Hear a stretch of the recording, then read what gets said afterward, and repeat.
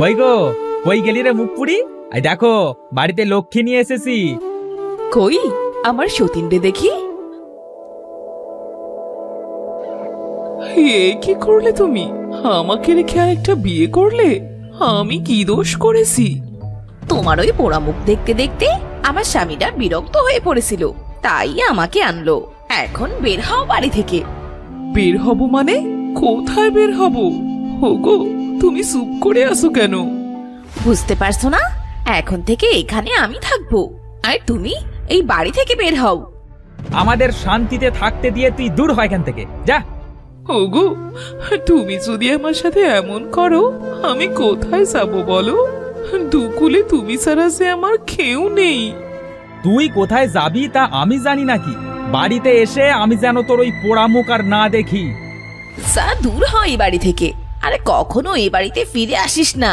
Hugo, তুমি ওকে ঘাড় ধাক্কা দিয়ে বের করে দাও। আজ আমি দেখতে খারাপ বলে আমার সাথে এমন হলো। আল্লাহ একদিনের বিচার করবে।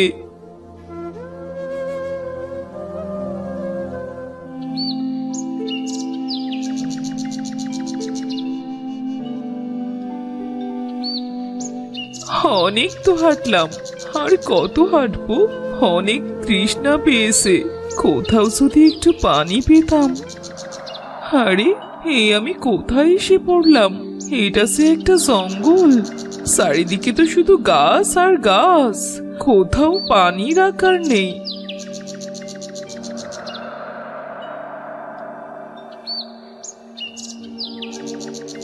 এই তো একটা পানির কূপ দেখা যাচ্ছে। যাই, একটু পানি খেয়ে আসি।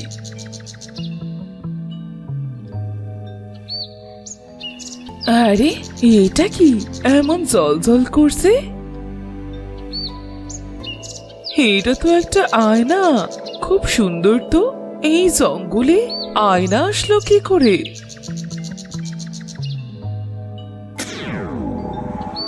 কি তুমি আমাকে মুক্ত করলে? আমি কে মানে? তুমি এই আয়নার ভেতর থেকে কিভাবে বের হলে? ভয় পেও না, আমি এখানে অনেক দিন ধরে পড়ে আছি। একটা দুষ্টু তান্ত্রিক আমাকে অভিশপ্ত করে এখানে বন্দি করে রাখে। কথা ছিল যদি কোনো ভালো মনের মানুষ তার চেহারা দেখে এই আয়নাতে, তাহলেই আমি মুক্ত হব। এখানে একটা আয়না দেখে আমি এমনিতেই উঠালাম। দয়া করে তুমি আমার কোনো ক্ষতি করো না। না না, আমি তোমার কোনো ক্ষতি করব না।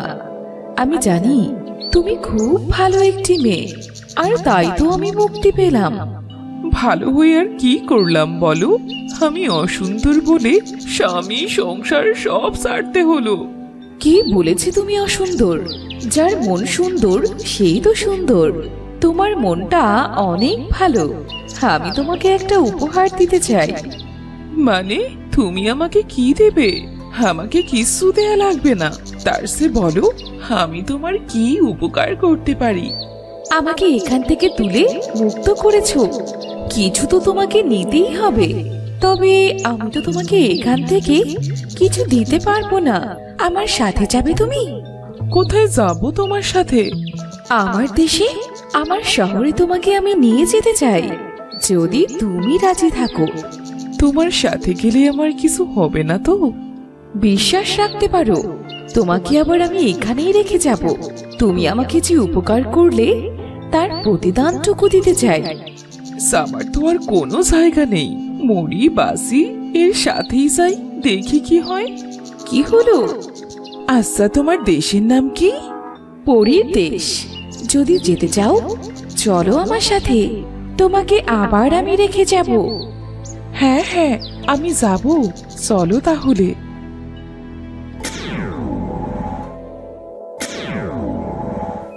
এটা আমি কি দেখছি? হ্যাঁ, এত সুন্দর জায়গা। পরীর দেশ তো সুন্দর হবেই। এবার বলো, আমার কাছে কি চাও? আমার কিচ্ছু চাই না। তুমি যে এত সুন্দর একটা জায়গায় নিয়ে এসেছো, এটাই অনেক। সত্যি গো, আমার মনটা একদম ভরে গেছে। তুমি না চাইলেও আমি দেব। তোমাকে কিছু একটা দেয়া যে আমার দায়িত্ব। তোমার এখান থেকে তো আমার যেতেই ইচ্ছে করছে না। তোমাকে যদি রাখা যেত, আমি তোমাকে কখনো আমার কাছ থেকে যেতে দিতাম না। আমার সে যাওয়ার কোনো জায়গা নেই। কোথায় থাকবো আমি? তুমি আবার তোমার বাড়িতেই ফিরে যাবে। না না, ওই বাড়িতে ফিরে যাবার মুখ যে আমার আর নেই। আমি বললাম তো, কিচ্ছু হবে না, তুমি আবার ওই বাড়িতেই যেতে পারবে। তাই যেন হয়, না হলে সে আমার আর যাবার কোনো জায়গা নেই। এই নাও, এই আয়নাটা খুলে একবার নিজের মুখটা দেখো। ও মা, আমি কি দেখছি? আমি এত সুন্দর হলাম কি করে? এটা খুবই একটা চমৎকার আয়না। তুমি এই আয়নায় তোমার মুখ যেভাবে দেখতে চাইবে সেভাবেই দেখাবে। সত্যি বলছো? আর হ্যাঁ, তোমার যখন কোনো অর্থের দরকার হবে তখন এই আয়নাকে বলবে, কেমন?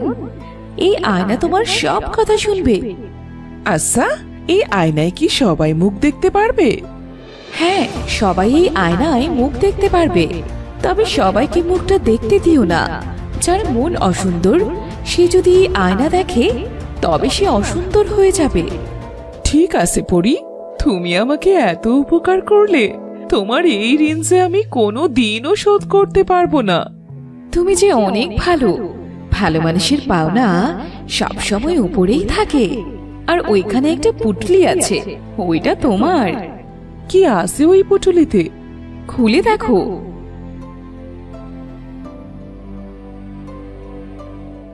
এইগুলো আমার লাগবে না বন্ধু।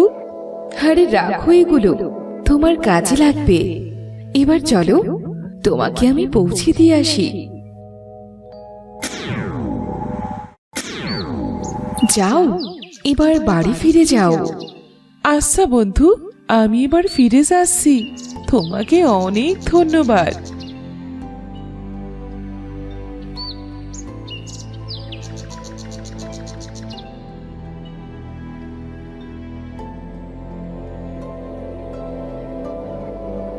হোগো, বাড়িতে আসো। তুই আবার কেন? আরে তুমি এত সুন্দর হলে কিভাবে? আর এগুলো কি নিয়ে এসেছো? আগে ঘরে চলো, তারপরে না হয় দেখো।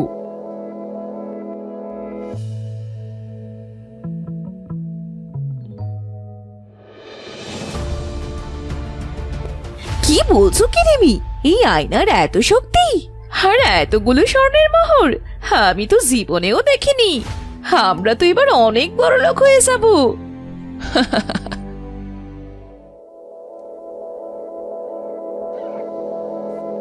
রিমি, তুমি এত সুন্দর হলে কিভাবে? আর এগুলো কি? এতগুলো স্বর্ণের মোহর? তুমি আমাকে ক্ষমা করে দাও রিমি, আমি রাগের মাথায় একটা ভুল করে ফেলেছি। হয়েছে হয়েছে, তোমাদের এত প্রেম দেখাতে হবে না। বড়, তোমার আয়নাটা একটু দেবে? আমিও একটু মুখ দেখে তোমার মতো সুন্দর হতাম। না ছোট, এই আয়নায় সবার মুখ দেখা যাবে না। যদি হিতে বিপরীত হয়, তুমি যদি আরো সুন্দর হয়ে যাও। দেখেছো তোমার বড় বউয়ের কেমন হিংসে? যাও, লাগবে না তোমার আয়না। সামান্য একটা আয়না এনে ভাব দেখাচ্ছে। আহা জিমি, থামো তো। ও তো ঠিকই বলেছে। যদি তোমার চেহারা অসুন্দর হয়ে যায় তখন কি করবে? থাক, হয়েছে। এই সবই তোমাদের দুজনার বাহানা মাত্র। আমি যদি ওর থেকে সুন্দর হয়ে যাই, ও আমাকে আয়নাটা তাই দেখতে দিচ্ছে না। তুমি আমাকে ভুল বুঝছো ছোট।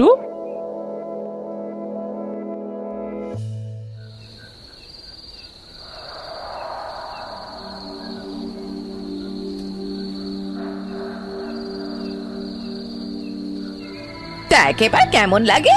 সেই তো আয়নাটা আমি দেখবো, আর তোর থেকে অনেক বেশি সুন্দর হয়ে যাব। হিংসে তো দিদি না, আমি নিজেই নিলাম। ঠেকা এবার।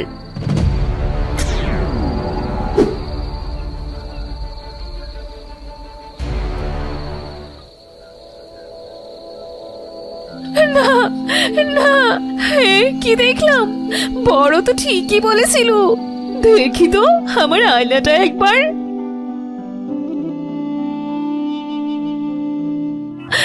আমি কি করলাম? নিজের সর্বনাশ নিজেই ডাকলাম। আমাকে সবাই মানা করা সত্ত্বেও আমি ওই অলক্ষণে আয়না দেখতে গেলাম। হে মুখ আমি মানুষকে কিভাবে দেখাবো? না, এই মুখ আমি আর কাউকে দেখাবো না।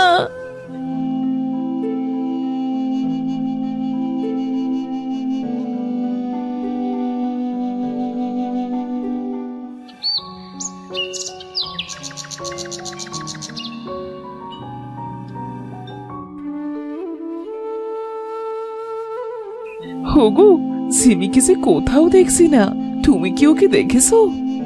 না তো, আমি তো সেই সকাল থেকে উঠে ওকে খুঁজতেছি, তবে কোথাও তো পেলাম না।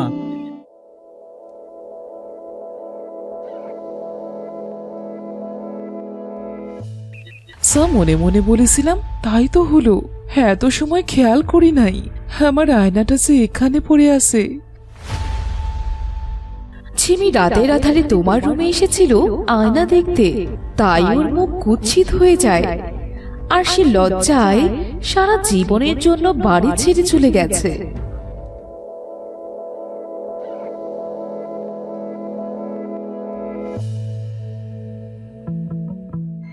ছোট বউয়ের অনেক লোভ, ওর লোভের জন্য এমন পরিণতি হলো।